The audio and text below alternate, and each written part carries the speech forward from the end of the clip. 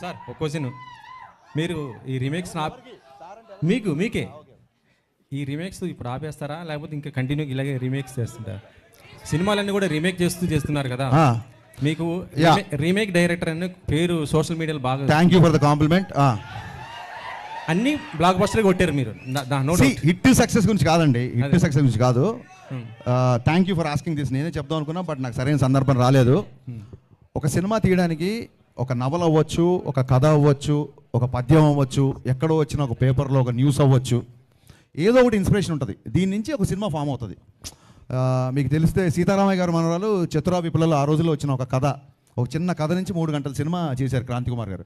So ఒక సినిమాకి లేదా మనం ట్రైన్లో వెళ్తున్నప్పుడు ఎవడో మనకు తగిలిన ఒక క్యారెక్టర్ అవ్వచ్చు, లేదా ఎక్కడో సిన్సియర్ పోలీస్ ఆఫీసర్ అవ్వచ్చు, లేదా మీలాంటి సిన్సియర్ జర్నలిస్ట్ అవ్వచ్చు.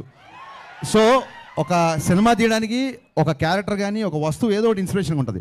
నా ఉద్దేశం ఏంటంటే ఒక సినిమా తీయడానికి ఇంకో సినిమానే ఎందుకు ఇన్స్పిరేషన్ అవ్వకూడదని. అండ్ కమింగ్ టు రీమేక్ అంటారా, నిజంగా నా సినిమాలు దబంగ్ చూసి, గబ్బర్ సింగ్ చూసిన వాళ్ళు, జిగర్ తండా చూసిన వాళ్ళు ఇది ఇతను రీమేక్ అని అన్నాడు అనుకోండి, వాళ్ళ సినిమా పరిజ్ఞానం బట్టి నేను జాలి పడతాను తప్ప నేను దాని పెద్ద సీరియస్గా తీసుకోను. హరిశంకర్ గారు సినిమాలో సత్య ఉన్నాడు కమెడీ.